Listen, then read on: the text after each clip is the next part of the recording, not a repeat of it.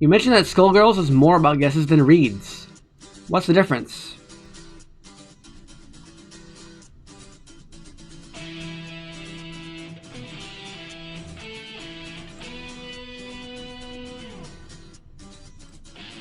I literally have a doc titled Guesses. Here, I'll even update it for you. Here, there you go.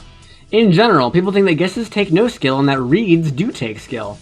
If you guessed correctly, you got lucky, whereas if you had a read on the opponent, there was no luck involved at all. These are extremely abstract definitions and impossible to prove based on the inputs of the game being played. Read that again. These are extremely abstract definitions and impossible to prove based on the inputs of the game being played. So it's not to deal with the game only. Most of the time, it's instead based on the testimony of the players, which isn't very helpful at all, because they could be lying or even fooling themselves. Happens more often than you think. Then again, if everything in a fighting game is just a guess, then why do some players tend to get luckier than others? I think there's a difference between a read and a guess, but the community hasn't come to a point where they can grasp that difference in a logical, formal way. That's what I'd like to try to solve here. Wow, I was cocky back then, huh? It's not as simple as, oh, he made a guess in this situation. In fact, there are situations where a player can try to make a guess, but he doesn't need to. He either chose to take a risk and guessed wrong in a situation where a guess wasn't necessary, or he was unaware that making the guess wasn't required of him. Guessing is what happens when you stop improving. I still agree with this. I still agree with this. If you're in a situation and it's like, I either do this or this, that is now a guess.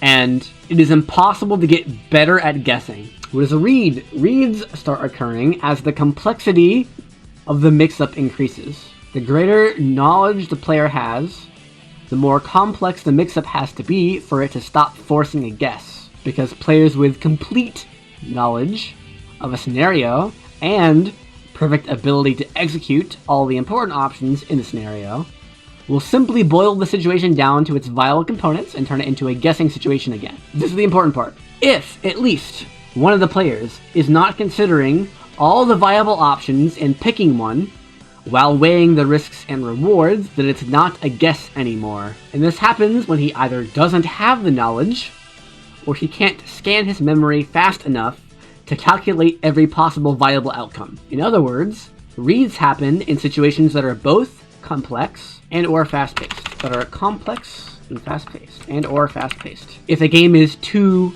simple, or if the players have time to consider all their options, the chances of them picking a random option with a good risk-reward ratio are great. However, if there are several options, and they have a short amount of time to react to the situation, then they have no choice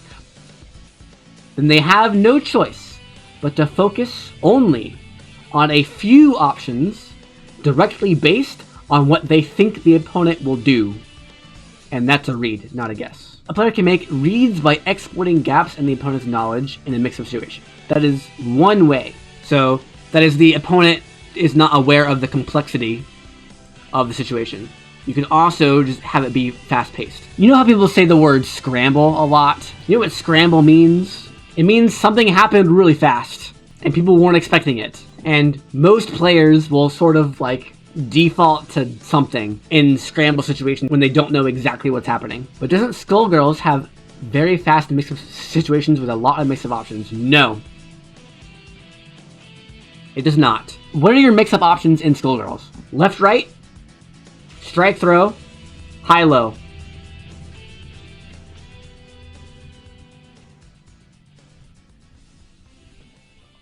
That's it. Are those the only mix-ups you have in any game?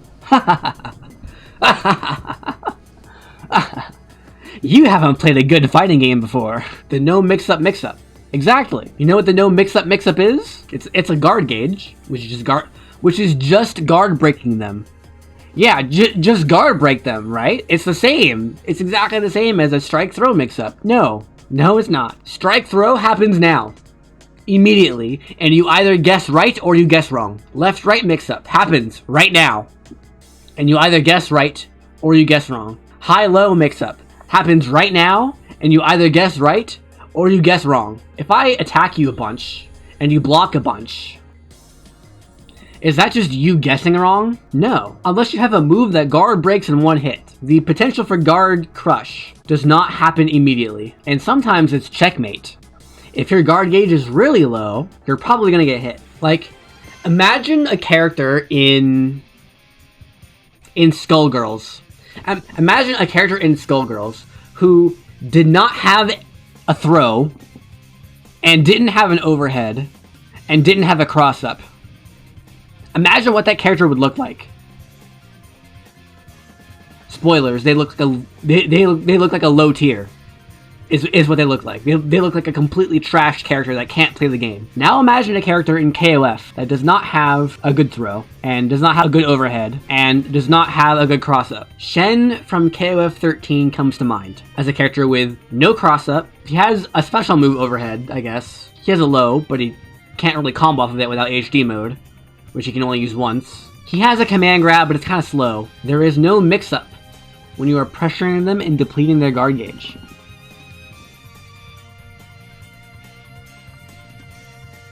What do you think a mix-up is? Why do you go for mix-ups? Why do you use mix-ups? Literally. I'm asking you literally. What is your goal when doing mix-ups? To hit them. Yes. It's not that simple. And that's what I'm saying. Is not all mix-ups happen right now. Your goal with mix-ups is not just to hit them. For example, Cronin.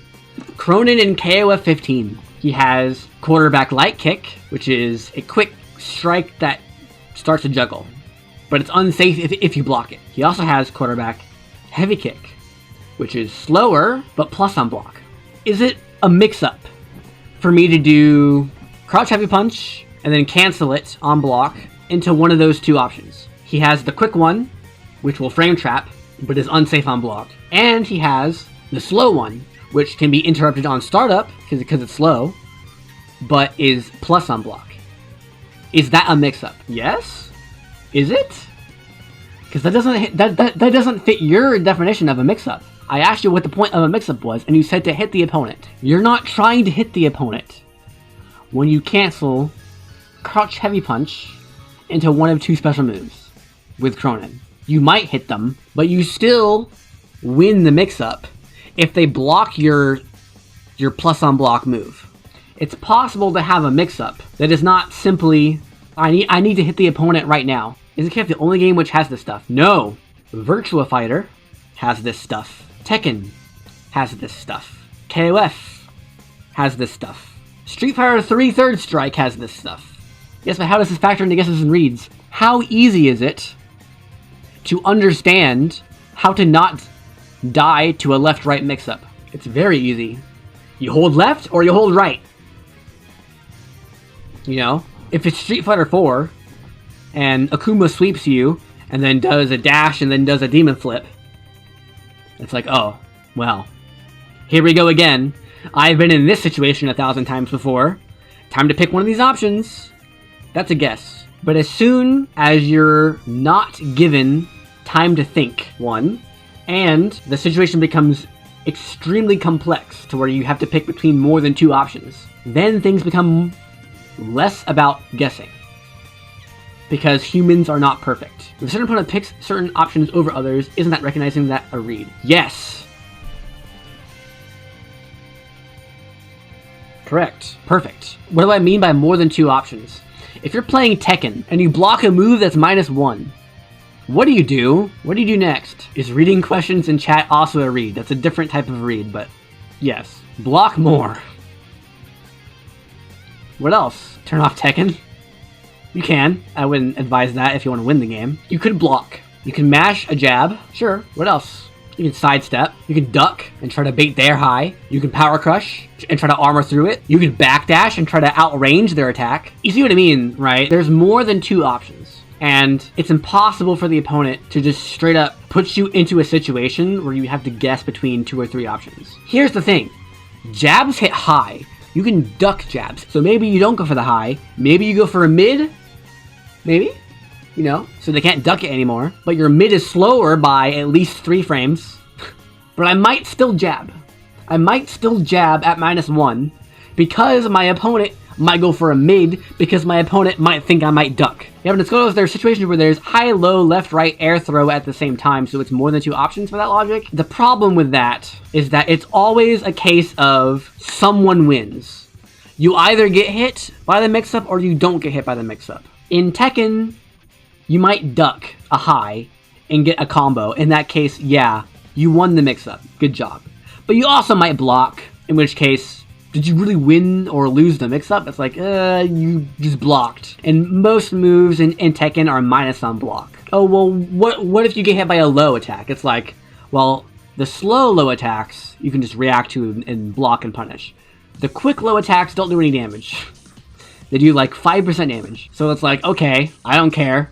I'm gonna keep stand blocking because I can break all your throws and I can dodge all your unblockables. I take no damage from your highs and mids because I'm stand blocking, and your lows do no damage. You have a continue mix-up options instead of just winning, losing the mix-up right there. Correct. That's still a mix-up, but you can see how it's not a extremely bare bones, dead simple mix-up to where anybody can just play a game and be like, yeah, I can do that now. Like, I've been playing KOF for a very long time, and I can identify when a player's pretty good but isn't doing something and beat them very consistently because they aren't doing that one thing in a very simple strategy.